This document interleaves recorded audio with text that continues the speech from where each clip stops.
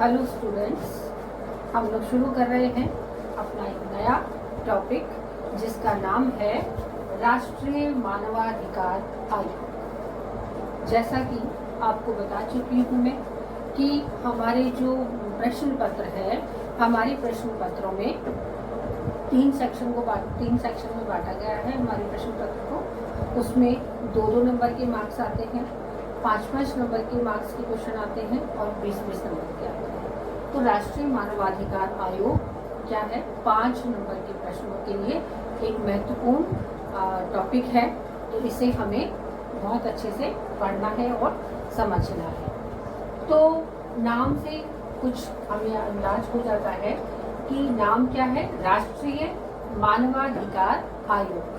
हम जब राष्ट्रपति हमने पढ़ा था तो राष्ट्रपति के अंदर हमने ये पढ़ा था कि राष्ट्रपति बहुत सारे आयोगों के अध्यक्षों की नियुक्ति करता है और बहुत सारे आयोग राष्ट्रीय मानवाधिकार आयोग में से संबंधित हैं।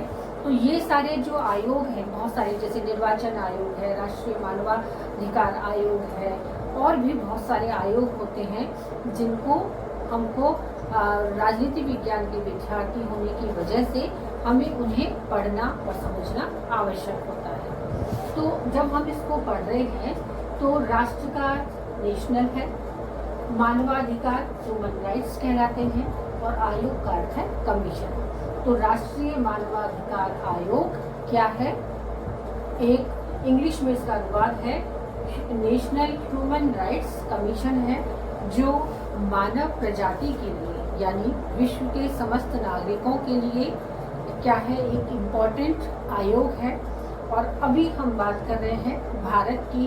तो भारत में यानी राष्ट्रीय का अर्थ अपने अपने राष्ट्रों में, सभी राष्ट्रों ने राष्ट्रीय मानवाधिकार आयोग का निर्माण किया हुआ है, और प्रत्येक राष्ट्र अपने नागरिकों को जो ह्यूमन राइट्स प्रदान करता है उसे हम राष्ट्रीय मानवाधिकार आयोग के अंतर्गत स्थान देते हैं। तो राष्ट्र तो अपने नागरिकों को मौलिक अधिकार देता है, तो ये मौलिक अधिकार के बीच में मानवाधिकार कहाँ से आ गया?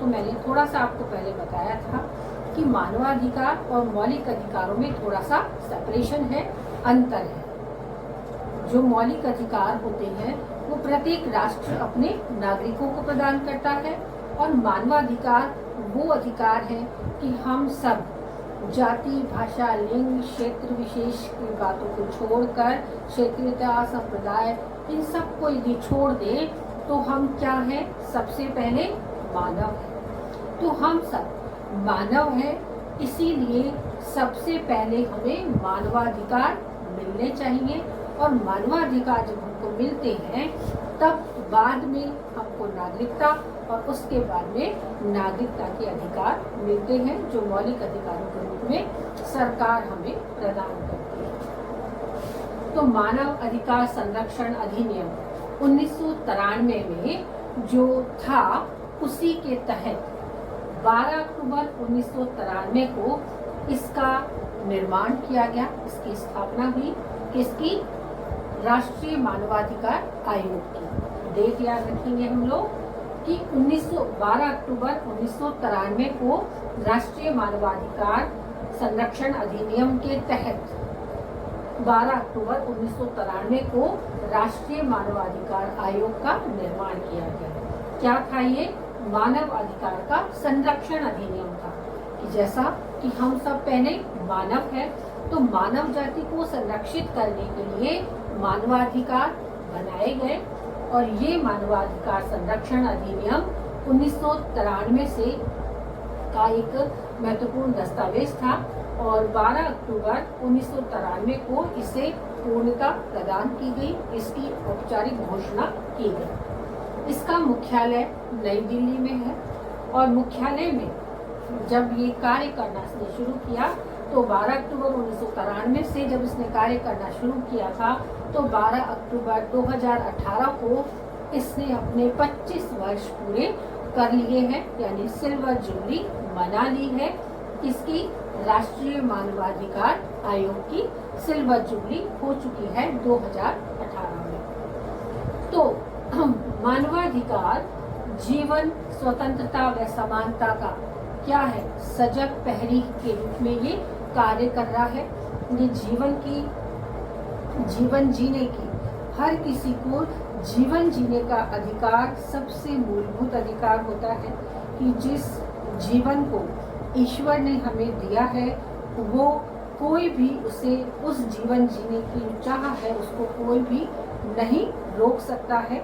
और यदि कोई जीवन को हानि पहुंचाने का प्रयास करता है तो मानवाधिकार उसके विरुद्ध कार्यवाही कर सकते हैं। और ऐसा ही स्वतंत्रता और समानता का अधिकार जो हमको ईश्वर प्रदत्त मिला है कि हम स्वतंत्र पैदा हुए हैं और स्वतंत्र पैदा होने के बाद सामाजिक जिम्मेदारियों और हमारी जो समाज का जो सामाजिक प्रणालियां हैं उन्हें हमें जंजीरों में जकड़ दिया है। ऐसा एक बहुत बड़े राजपिता का कहना था कि हम स्वतंत्र पैदा हुए हैं लेकिन बाद में सामाजिक जीवन में हमें जंजीरों से जकड़ दिया जाता है। और इसी रूप में समानता की बात आती है कि मानवाधिकार किसी एक व्यक्ति विशेष को नहीं, किसी एक जाति विशेष को नहीं, एक क्षेत्र विशेष के लोगों को नहीं, बल्कि पूरे भारत के समस्त मानवों के लिए उपस्थित है, सभी मानवों को दिए जाते हैं। और इसीलिए कहा जाता है कि राष्ट्रीय मानवाधिकार आयोग जीवन स्वतंत्रता व समानता का एक सजग प्रहरी के रूप में कार्य करता है। यूएनओ की महासभा में 10 दिसंबर 1948 में एक दस्तावेज के रूप में मानवाधिकार का संरक्षण जो हुआ था वो एक ऐतिहासिक दस्तावेज के प्रारूप में प्रारंभ हुआ, जिसे 10 दिसंबर 1948 को पेरिस सम्मेलन में अपनाया गया था। तो यूएनओ की महासभा तो हमें ज्ञात है, यूएनओ क्या है, एक अंतर्राष्ट्रीय संगठन है, एक अंतर्राष्ट्रीय शांति संगठन है जिसमें 10 दिसंबर 1948 को पेरिस के सम्मेलन में, यूएनओ की महासभा के पेरिस में एक सम्मेलन में इस राष्ट्रीय मानवाधिकार को एक प्रमुख दस्तावेज के रूप में अपनाया गया था। तभी से प्रत्येक वर्ष 10 दिसंबर को मानवाधिकार दिवस के रूप में मनाया जाता है और इसे UDHR के सालगिरह के रूप में मनाया जाता है। इसको 10 दिसंबर को मानवाधिकार दिवस के रूप में मनाया जाता है। और ये क्यों मनाया जाता है? UDHR की सालगिरह के रूप में इसे मनाया जाता है। UDHR का फुल फॉर्म होता है universal declaration of human rights. Universal declaration of human rights जो यही है कि 10 दिसंबर 1948 को पेरिस में एक दस्तावेज में महासभा में, यूएनओ की महासभा में इसे अपनाया गया था। और इसकी सालगिरह के रूप में ही प्रत्येक 10 दिसंबर को मानवाधिकार दिवस के रूप में मनाया जाता है। मानवाधिकार परिषद का भी गठन किया गया है और मानवाधिकार परिषद में का निर्माण हुआ था 15 मार्च 2006 में। 15 मार्च 2006 में मानवाधिकार परिषद का निर्माण हुआ था, जिसमें हमारे विश्व राष्ट्र जो यूएनओ के सदस्य हैं, यूएनओ की महासभा के सदस्य होते हैं, उनमें से 47 राष्ट्रों के प्रतिनिधि जो होते हैं वो मानवाधिकार परिषद के सदस्य बन सकते हैं। तो ये एक विशेष प्रकार का आयोग है जिसकी नियुक्ति राष्ट्रपति के द्वारा की जाती है। इस मानवाधिकार परिषद में एक अध्यक्ष होता है और 7 इसके सदस्य होते हैं और संयुक्त राष्ट्र के 47 सदस्यों से मिलकर मानवाधिकार परिषद का निर्माण हुआ है 15 मार्च 2006 में। तो ये हमने जो पढ़ा ये राष्ट्रीय मानवाधिकार आयोग नेशनल ह्यूमन राइट्स कमीशन की एक सामान्य जानकारी थी, सामान्य भूमिका थी। इसे किस रूप में पुस्तकों में लिखा गया है उसे अब हम थोड़ा सा पढ़ लेते हैं। कि नेल्सन मंडेला की एक बहुत ही खूबसूरत कोटेशन है, उस कोटेशन से शुरुआत करते हैं हम इस लेसन के इस टॉपिक की। और वो कोटेशन है, लोगों को उनके मानवाधिकार से वंचित करना उनकी मानवता को चुनौती देना है। ये नेल्सन मंडेला ने कहा था। और नेल्सन मंडेला कौन थे इससे आप लोग अनभिज्ञ नहीं है।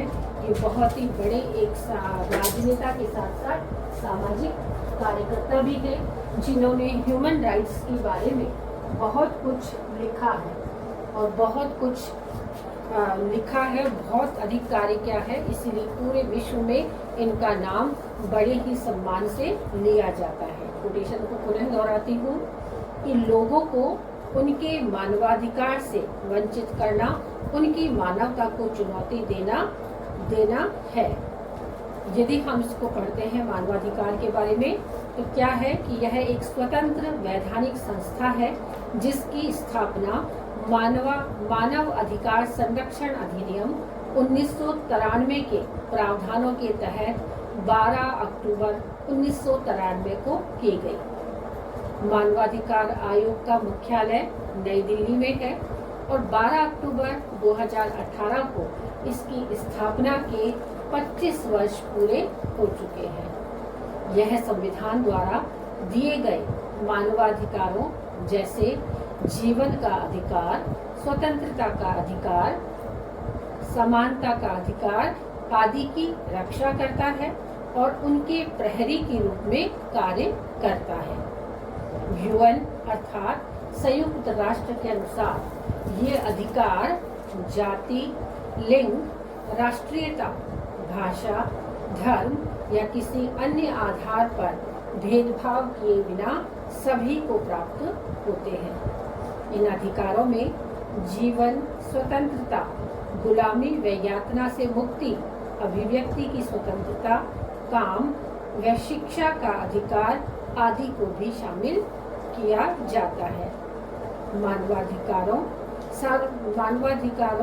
सार्वभौमिक घोषणा का एक ऐतिहासिक दस्तावेज है। मानवाधिकार सार्वभौमिक घोषणा का एक ऐतिहासिक दस्तावेज है जिसे संयुक्त राष्ट्र महासभा द्वारा 10 दिसंबर 1948 को पेरिस में अपनाया गया था। हर साल 10 दिसंबर को UDHR अर्थात universal declaration of human rights की सालगिरह के रूप में मानवाधिकार दिवस मनाया जाता है। यह अधिनियम सभी राज्यों को भी राज्य मानवाधिकार आयोग बनाने का अधिकार देता है और मानवाधिकार परिषद एक अंतर सरकारी निकाय है जिसका गठन 15 मार्च 2006 को संयुक्त राष्ट्र महासभा के प्रस्ताव द्वारा किया गया था। यह पूरी दुनिया में मानवाधिकारों के संवर्धन और संरक्षण को बढ़ावा देने के लिए उत्तरदायी है।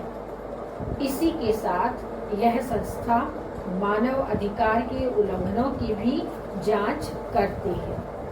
यह परिषद संयुक्त राष्ट्र महासभा में चुने गए 47 सदस्यों से मिलकर बनती है। कि यूएनओ के जो महासभा होती है और महासभा में जो राष्ट्र जिन्होंने यूएनओ को ज्वाइन कर लिया है वो सभी महासभा के सदस्य होते हैं और महासभा के सदस्य में से 47 सदस्य मिलकर मानवाधिकार परिषद की सदस्यता से ही ये बनता है। NHRC एक बहुसंसदीय संस्था है। नेशनल ह्यूमन राइट्स कमीशन एक बहु सदस्यीय संस्था है जिसमें एक अध्यक्ष और 7 अन्य सदस्य होते हैं। यह आवश्यक है कि इस परिषद के 7 सदस्यों में से कम 3 पदेन यानी एक्स ऑफिसर सदस्य हो। इसके अध्यक्ष व सदस्यों की नियुक्ति राष्ट्रपति द्वारा प्रधानमंत्री व उच्च स्तरीय कमेटी की सिफारिशों के आधार पर की जाती है। अध्यक्ष व सदस्यों का कार्यकाल 5 वर्ष या 70 वर्ष की आयु जो भी पहले हो तक होती है। इन्हें केवल सुप्रीम कोर्ट के न्यायाधीश की जांच में यदि उन पर दुराचार या असमर्थता का आरोप सिद्ध हो जाए तभी हटाया जा सकता है। इस आयोग के सदस्य किसी भी जेल का दौरा कर सकते हैं। वे कैदियों की स्थिति का निरीक्षण कर उनमें सुधार के लिए सुझाव भी दे सकते हैं। इसके पास मुआवजा या हर्जाने के भुगतान की सिफारिश करने का भी अधिकार होता है। आयोग अपनी रिपोर्ट भारत के राष्ट्रपति के समक्ष प्रस्तुत करता है, जिसे संसद के दोनों सदनों के समक्ष रखा जाता है। NHRC national human rights commission उन शिकायतों की जांच नहीं कर सकता है जो घटना होने के 1 वर्ष बाद दर्ज कराई जाती है। कई बार धन की कमी या अपर्याप्तता भी NHRC के कार्यों में बाधा डालती है। वर्तमान में सर्वोच्च न्यायालय के सेवानिवृत्त जस्टिस HL दत्तू राष्ट्रीय मानवाधिकार आयोग के अध्यक्ष हैं। तो हमें इतनी सारी जानकारियों से ये ज्ञात होता है कि राष्ट्रीय मानवाधिकार आयोग जिसका कार्य एक परिषद के द्वारा चलाया जाता है, और वो परिषद का निर्माण कैसे होता है कि जो UNO की महासभा है, तो UNO की महासभा के सदस्य जितने भी होते हैं, तो UNO की महासभा के सदस्य कौन होते हैं? जिन्होंने UNO को ज्वाइन किया है। जो UNO को ज्वाइन करते हैं उनमें से 47 राष्ट्रों के जो लोग होते हैं वो मिलकर मानवाधिकार परिषद का निर्माण उनसे मिलकर होता है। और इसका सर्वप्रथम इसका जो निर्माण हुआ था वो 15 मार्च 2006 को हुआ था। इसमें एक सदस्य व 7 अन्य सदस्य होते हैं, जिनकी नियुक्ति राष्ट्रपति करता है, जिसे या तो प्रधानमंत्री द्वारा सिफारिश की जाए उनकी, या फिर वो एक्स ऑफिसर रहे हो मानवाधिकार आयोग में कहीं कम से कम 3 पदेन ऑफिसर रहे हो, यानी एक्स ऑफिसर रहे हो। कई बार ऐसा होता है कि मानवाधिकार आयोग कुछ कार्य नहीं कर पाता है, तो उसकी कमी क्या रहती है, क्यों नहीं कर पाता?